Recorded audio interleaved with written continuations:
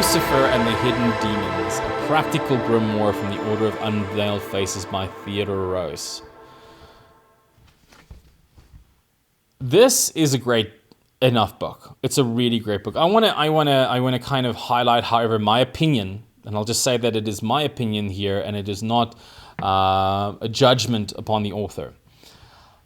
This is a different approach to the magical component in working with the demonic or working with these entities. In other words, it has no sigils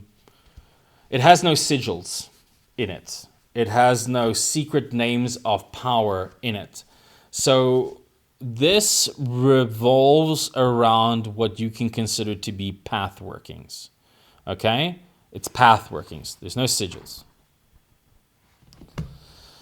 So this brings up the question about legitimacy in terms of the practice. Now, legitimacy is really a matter of your own personal point of view. Any of those of us that have had serious contact or serious work with it find that the entire concept is, you can lead toward and suggestions of books, but the process is a personal one. So the question is really one whether it works for you or not. This is what many can consider the lazy man's guide to awaken spirituality, right? Because you could pretty much do most of these techniques and rituals on your bed. You don't have to do anything complicated in order to do that. And to do the workings and the processes with the entities inside of this, leaving many to speculate the possibility that this is more psychological magic than real magic.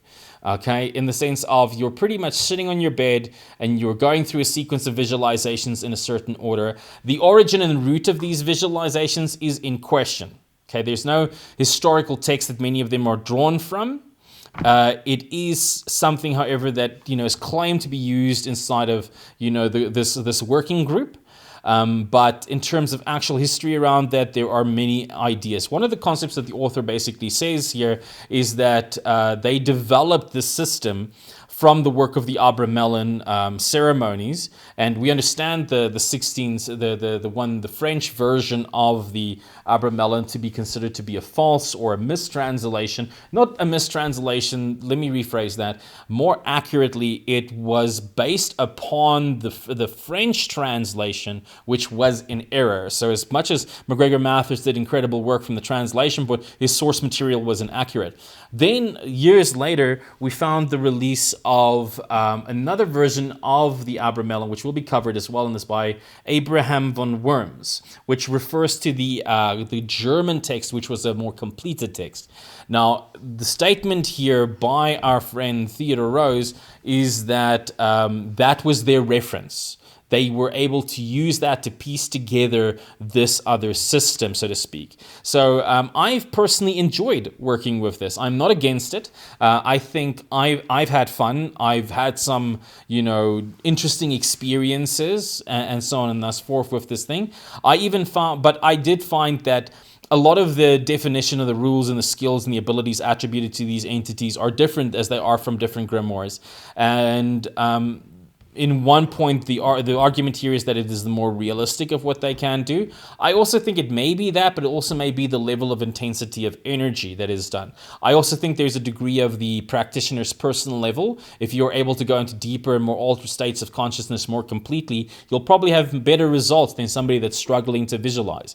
Also, understanding how submodalities works in the brain, if you have looked at your NLP as a basis, maybe submodalities may be more effective for one, whereas using of a name, which is an audio base, will be more effective to another person, and more complex ritual more effective to another one. No ritual, no system or methodology is correct or perfect in my point of view, but each of them may be different. I personally like a blend. I'll use some of this alongside of Nineveh's knock beats, alongside of Arundel's diet kind of recommendations, alongside of a number of others in my personal practice. So please do not take anything as gospel, but also test and see what works for you. So let's just get into this, kind of book here. So first, the paradigm that they offer, they call it the Lucifer paradigm, and it's this frame that Lucifer is the governing force over all of these, and we first kind of approach him and then almost hierarchically go and approach through him the others inside of the order, based upon their rank, as if you're,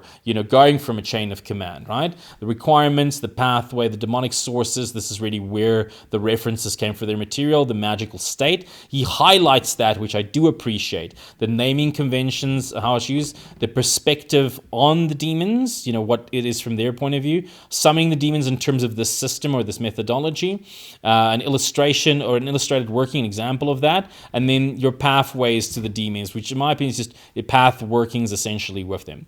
To manipulate reality, influence, compel, these are basically the recipes, right? You'll use these entities in order to manipulate reality to attain financial situations. It's very practical. This is something that I do appreciate about the book, and it's also very simplistic, right? It's not very complex. There's no need for any complex rituals or things like that. It's pretty much a sequence of visualizations, and it's also not a complex set of visualizations. It's not, you woke up, or you stepped out of the stone and you saw the stars and they turned to blood, and then you walked through this cave. It's you're at a crossroad. There's a skull at the bottom. That's the scene. Then the next scene is now you're at a waterfall. I'm making these up, but you get the idea. It's basically shooting through still frames, with a little bit of, animation. It's like shooting through NFTs, if we can call it that. And then there's the hierarchy of the entities that they focus on, which again is drawn from the elements. Quite an extensive hierarchy. Very nice to work with. So even in terms of that, I think it is a book worth getting, worth exploring. So again, here's that. This paradigm, which is pretty much the paradigm that is presented inside of their view and in their practice. And again, maybe it works for you, maybe it doesn't. I've had mixed results. I have had both positive results, and I've had other results. I personally didn't consider it to be the work of the entity. I considered it the work of myself, but that is my own psyche and use. But I found having a simplistic system like this in order to access these dimensions within yourself, in and of itself, was good. Having a deeper connection with the spirit. Again, we all understand the principles of magic, so that's a more complicated discussion, and that's something that's really up to you as a practitioner to explore. He does here also bring in their argument of why not using the sigils, tracing back that, in modern days we have these perfect symbols, yet in the old days they were, a lot more angled the way that author basically wrote them down. And even that goes even further down on, like, from the cleanup to the original, to how some of these actually were completely different in their pieces. He makes valid arguments. There's nothing to kind of debate with that in terms of those points of view. So again, it is an exploratory system. It's a very low kind of cost of entry to explore it, and that's pretty much it. So again, take it, test it out for yourself, and then based upon that, see if it really is a system, that really would work for you. Again, I believe that the validity of the system, as I've already said, is based upon the individual and what works for them. What works for you may not work for another. What works for another may work for you. So I have ones that work for me perfectly, and it's based upon my conditioning and my programming. You need to look at what works for you. This may be a perfect work for you. So definitely worth looking at exploring in itself. But again, at the very least, the structure, the definition of how great the hierarchy is put together, the beauty of the simplicity of the visualization process. Again, here's that section where you can see the entities, and then you can see the specific purposes, and then the entity attributed to it. So it's a very nice kind of shopping list, if you will, of entities to work with for different purposes. A definition of that being what it looks like, or what it's historically been defined or portrayed as, and then the kind of visualization or process. And again, if we just look at, let's just randomly grab one here so we don't kind of expose too much of the author's work. If we look at this entity, Kela, under the assignment of Modi, so you'll first go into the visualization, then approach Lucifer, and then from there go through and then do their visualizations or path workings to ask them permission to come to this one. And this is what it would be used for: to fill somebody with self-loathing, and then that would be the pronunciation, and then that's just the sequence, right? What we just said. First summon Lucifer, then summon one of those, then summon the next one before proceeding to Takealot, and then when you get to Takealot, that's their path working. It's simple: a lightning storm over the ocean, a rusted knife in the grass, its tip wet with blood, the noose hanging. This kind of psychic visual journey to lead you into that path working. Again, I would recommend, if you are exploring this, that you've done some work in trance work. You've done some energy work in that. You're able to really deeply associate to your imagination. And also, visualization is your strongest accessing cue. If visualization is a poor accessing cue for you, this may not be the most effective system. But if visualization is one, then this may be a very great system for you to explore, even just to telepathically or psychically establish communication. What I would say, though, just remember that when you're in that, now's the point where you actually make the request, build the communication, and all the same kind of rules of meditation and spirituality still apply, or mediumship. Whatever communication you're getting, then listen to your body, your heart, your system, and allow that to present, and make notes of that in the communication as you present your instructions, or even just learning or acknowledgement. Don't maybe just use these entities specifically for those. See what you can learn as you progress through that process. Anyway, I hope this was informative for you and gave you a little bit of an insight on the book and helped you make a decision whether it is for you or not.